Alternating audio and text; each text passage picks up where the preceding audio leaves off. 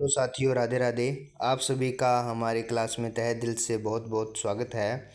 और पिछली क्लास में हमने पढ़ा था राजस्थान के भौतिक स्वरूप के बारे में।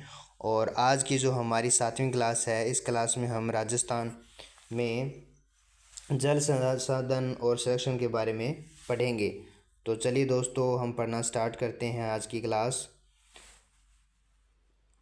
जल की उपलब्धता के कारण ही पृथ्वी पर जल संभव है। जल का उपयोग पेयजल, दैनिक घरेलू कार्य, सिंचाई, उद्योग आदि कार्यों में किया जाता है। जल के समस्त स्रोत जल संसाधन कहलाते हैं। राजस्थान के प्रमुख जल स्रोतों में झीलें, नदियाँ और उन पर बने बांध, नहरें, तालाब, कुएं एवं नलकूप आदि। आइए इस अध्याय में हम राजस्थान के जल संसाधनों एवं अपवाह तंत्र के बारे में अध्ययन करते हैं। चलिए दोस्तों, हम राजस्थान में अपवाह तंत्र है, नदियों का जाल है, वो पढ़ना स्टार्ट करते हैं।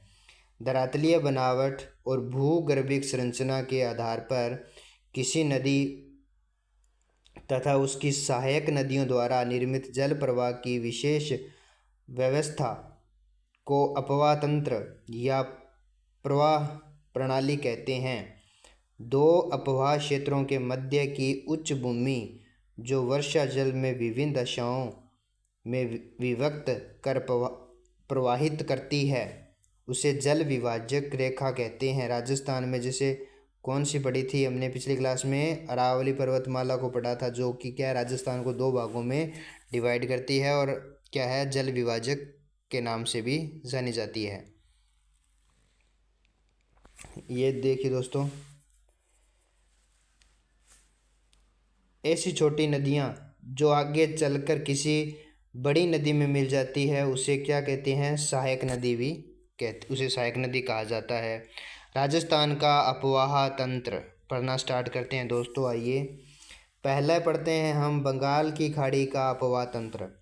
इसमें देखो, अरावली पर्वत से पूर्वी भाग में बहने वाली बनास, काली सिंध, पार्वती आदि नदियाँ चंबल में प्रवाहित होकर यमुना नदी में मिल जाती है तथा यमुना नदी गंगा नदी में एवं अंत में गंगा नदी का प्रवाह बंगाल की खाड़ी में जाकर मिल जाती है। अतः इन नदियों को बंगाल की खाड़ी का अपवाह तंत्र में शामिल किया गया है या कहा जाता है। दूसरा देखते हैं अरब सागर का अपवाह तंत्र। अरावली पर्वतमाला के पश्चिम भाग से बहकर अपना जल अरब सागर में ले जाने वाली जो नदियां हैं, जैसे माही है, लूणी, बनास, पश्चिमी बनास, नहीं दोस्तों सॉरी, ये है साबरमती और ये है पश्चिमी बनास, और इनकी सहायक नदियों को अरब सागर की अपवाह तंत्र में शामिल किया गया है। आगे देखते हैं आंतरिक प्रवाह का क्रम। ऐसी नदियां जो किसी समुद्र तक ना जा सके, स्थल में ही विलुप्त हो जाए, किसी झील में मिल जाए, उसे आंतरिक प्रवाह या भूमिगत प्रवाह तंत्र वाली नदी कहते हैं। राजस्थान में बहने वाली घग्गर नदी और बाणगंगा, कांतली, साबी, रूपनगढ़, मेंथा आदि नदियों को आंतरिक प्रवाह क्षेत्र में शामिल किया गया है। आगे देखते हैं दोस्तों, राजस्थान की जो प्रमुख नदियां हैं उनके बारे में पढ़ते हैं डिटेल से। जैसे पहली है चंबल नदी। इस नदी का जो उद्गम होता है वो है मध्य प्रदेश के विंध्याचल पर्वत से। यह राजस्थान की सबसे लंबी और एकमात्र वर्ष भर बहने वाली नदी है। राजस्थान में यह नदी चित्तौड़गढ़ जिले के भैंसरोडगढ़ से प्रवेश करके कोटा, बूंदी, सवाई माधोपुर, करौली, धौलपुर जिलों में बहने के बाद उत्तर प्रदेश के यमुना नदी में मिल जाती है। इसकी प्रमुख सहायक नदियां हैं जैसे बनास है, बेड़च है, कोठारी, काली सिंध, पार्वती आदि नदियां हैं। राजस्थान का औद्योगिक नगर जो कोटा है वो इस नदी के ऊपर स्थित है। आगे देखते हैं दोस्तों बनास नदी। बनास नदी राजसमंद जिले के खमनोर की पहाड़ियों से इसका उद्गम होता है। यह राजसमंद, चित्तौड़गढ़, भीलवाड़ा, टोंक जिलों में बहकर सवाई माधोपुर में रामेश्वर के निकट चंबल नदी में मिल जाती है। यह एक मौसमी नदी है।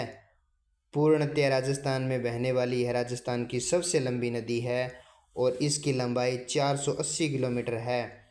टोंक व सवाई माधोपुर नगर बनास नदी के किनारे पर स्थित हैं। बनास की प्रमुख सहायक नदियों में जैसे मेनाल है, कोठारी, बेड़च, खारी आदि शामिल की गई है। आगे देखिए दोस्तों, लूनी नदी के बारे में पढ़ते हैं।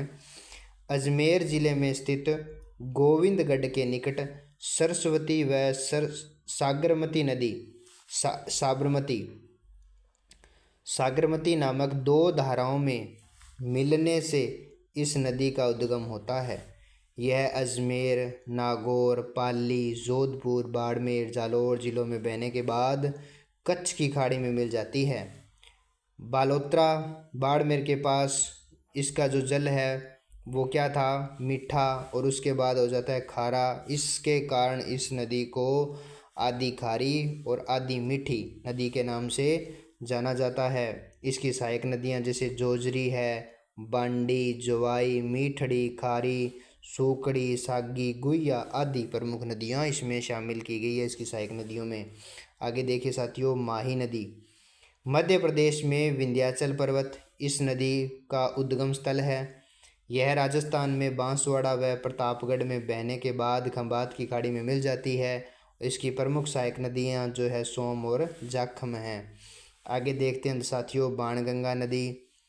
इसका उद्गम जयपुर जिले में स्थित अरावली की बैराठ की पहाड़ियों से होता है और इसका जो पानी है वो भरतपुर में घना पक्षी विहार जो उद्यान है नामक नम भूमि का निर्माण करता है और इसे अर्जुन की गंगा भी कहा जाता है। आगे देखते हैं साथियों, घग्गर नदी।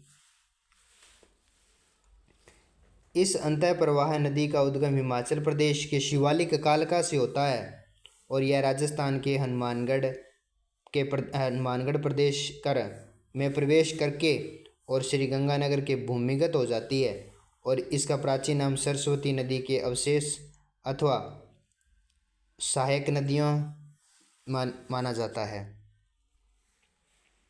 आगे देखिए साथियों, राजस्थान की प्रमुख नदी घाटी परियोजनाएं। नदियों पर बांध बनाने से जल विद्युत उत्पादन और सिंचाई, पेयजल, वृक्षारोपण, भूमिगत जल का स्तर में वृद्धि, बाढ़ नियंत्रण, मृदा अपरदन, पर्यटन आदि कई प्रकार के उद्देश्य पूरे होते हैं। इन्हीं कारणों से इन्हें बहुउद्देशीय परियोजनाएं भी कहा जाता है। भारत के प्रथम प्रधानमंत्री पंडित जवाहरलाल नेहरू ने इन नदी घाटी परियोजनाओं के महत्व को देखते हुए इन्हें आधुनिक भारत के मंदिर कहा है। राजस्थान में चंबल परियोजना, माही बजाज सागर परियोजना, बिलासपुर परियोजना एवं सरदार सरोवर परियोजना प्रमुख नदी घाटी परियोजनाएं हैं। तो चलिए दोस्तों, हम पढ़ने स्टार्ट करते हैं। चंबल परियोजना। चंबल परियोजना यह परियोजना राजस्थान मध्य प्रदेश राज्यों की संयुक्त परियोजना है। इस परियोजना के अंतर्गत कुल 4 बांध बनाए गए, जिसमें से गांधी सागर बांध मध्य प्रदेश के मंदसौर जिले में स्थित है।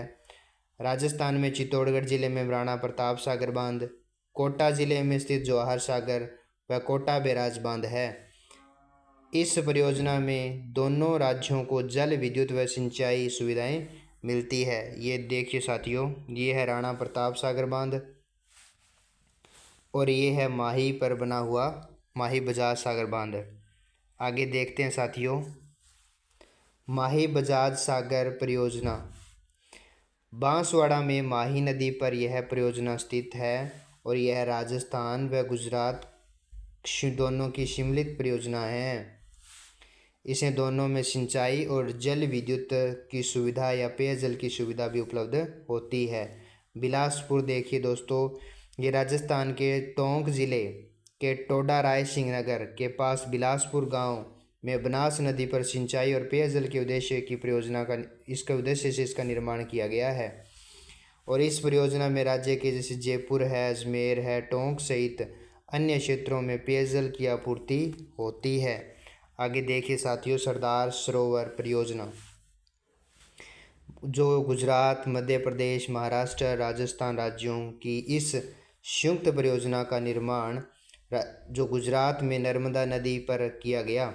इस परियोजना से राजस्थान के दक्षिण पश्चिम में नहर द्वारा बाड़मेर व जालौर जिलों में सिंचाई व पेयजल की सुविधा उपलब्ध करवाई जाती है।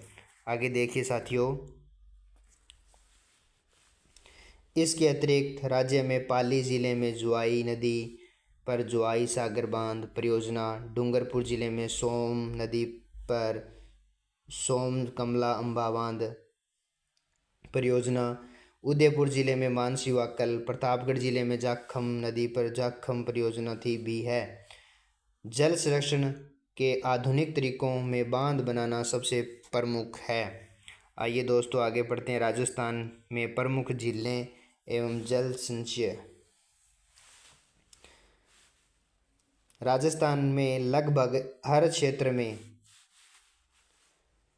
पारंपरिक जल स्रोत जैसे कुएं हैं, बावड़ियां हैं, जोहड़ है, टांके, खंडिन आदि पाए जाते हैं। तत्कालीन राजा महाराजाओं ने जल संचयन द्वारा जल संरक्षण के लिए कई उपाय किए, जिसके उदाहरण वर्तमान में भी कई जिलों में देखे जा सकते हैं। आगे देखते हैं साथियों,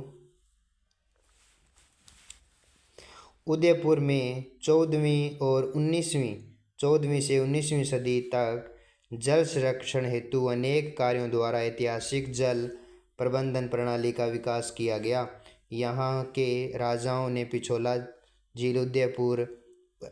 झील, उदय सागर, फतेह सागर, गोवर्धन सागर, रंग सागर, स्वरूप सागर, जना सागर आदि झीलों को समय समय पर निर्माण करवाया एवं नहरें बनवाकर आपस में जोड़ दिया गया। इसे वर्षा ऋतु में जल एक के बाद दूसरी झील में स्थानांतरित हो जाता। इन सभी झीलों के कारण ही उदयपुर को झीलों की नगरी भी कहा जाता है। जैसमंद झील का निर्माण मेवाड़ के महाराणा जय सिंह ने 1687 से 1691 ईस्वी तक गोमती नदी पर करवाया। यह विश्व की सबसे मीठे पानी की व सबसे बड़ी मानव निर्मित झील मानी जाती है। अजमेर में स्थित पुष्कर व धार्मिक महत्व की प्राकृतिक झील है। अन्ना सागर भी अजमेर में स्थित एक प्रसिद्ध झील है। सिरोही के माउंट आबू में स्थित नक्की झील राज्य की सर्वाधिक ऊंचाई पर स्थित प्राकृतिक झील है। राजसमंद जिले में स्थित राजसमंद झील प्रसिद्ध है। इसकी उत्तरी भाग को नौ चौकी के पाल के नाम से भी जाना जाता है। आगे देखिए साथियों, इसके अतिरिक्त जोधपुर में बालसमंद है, कायलाना है, उमेद सागर है, जैसलमेर में गड़ीसर है, डूंगरपुर में गैब सागर है, बीकानेर में कोलायत है, अलवर में सिलीसेड है। अन्य झीलों भी राज्य में महत्वपूर्ण जल संसाधन है। राज्य में मीठे पानी की झीलों के अतिरिक्त जयपुर है, अजमेर है, नागौर है एवं मध्य सांबर झील, बाड़मेर में पंचभद्रा, नागौर में डीडवाना, बीकानेर में लूणकर, जैसलमेर में पोखरण व जोधपुर में फलोदी आदि खारे पानी की झीलें भी है। आगे देखिए साथियों, जल संरक्षण हमारा प्रथम दायित्व है। जल संरक्षण के लिए प्रत्येक नागरिक को प्रशासन का सहयोग करना चाहिए। इसके लिए आवश्यक है कि हमें जलाशयों में घरेलू एवं औद्योगिक अपशिष्ट नहीं डालना चाहिए। पेयजल स्रोतों के निकट स्नान आदि नहीं करने चाहिए। इनके साथ साथ जल संचयन, जनसंख्या नियंत्रण, सिंचाई की उन्नत विधियों का प्रयोग, वृक्षारोपण में वृद्धि, भूमिगत जल का विवेकपूर्ण प्रयोग और जल का पुनः उपयोग करके और प्रयत्नों से हम जल का क्या कर सकते हैं, संरक्षण कर सकते हैं, जल को बचा सकते हैं। और वर्षा जल, जो वर्षा का जल है, नहरों का जल है, के द्वारा कम वर्षा वाले क्षेत्रों में पहुंचाकर हम जनजीवन एवं उद्योगों के लिए अनुकूलित परिस्थितियां व सरकार द्वारा उपलब्धि करवाई जा रही है। आगे देखिए दोस्तों, कौन कौन सी विधियां हैं वर्तमान में, जैसे रूफ टॉप जल संचयन एवं वाटर हार्वेस्टिंग तकनीकों बहुत प्रचलित है। रूफ टॉप जल संचयन विधि में घर की छत पर गिरे वर्षा के जल को सीधे जो कुएं में एकत्र किया जाता है और वाटर हार्वेस्टिंग तकनीक के द्वारा वर्षा के व्यर्थ पानी को भूमिगत किया जाता है। पश्चिमी राजस्थान में प्राचीन समय से ही जो निवासी है वो टांका, खंडिन, जोहड़ का निर्माण करके वर्षा के जल का संग्रहण व संरक्षण करते हैं और तकनीकों को बृहद स्तर पर अपनाने की आवश्यकता है ताकि जल को संरक्षण या जल को बचाया जा सकता है। देखिए दोस्तों, शब्दावली पढ़ते हैं। भूगर्भी का मतलब होता है भूमि के अंदर का, और अपवाह का मतलब होता है नदी जल का बहना या प्रवाह। टांका का मतलब होता है पश्चिमी राजस्थान में जल संरक्षण हेतु घर में बनाई गई कुएं नुमा संरचना।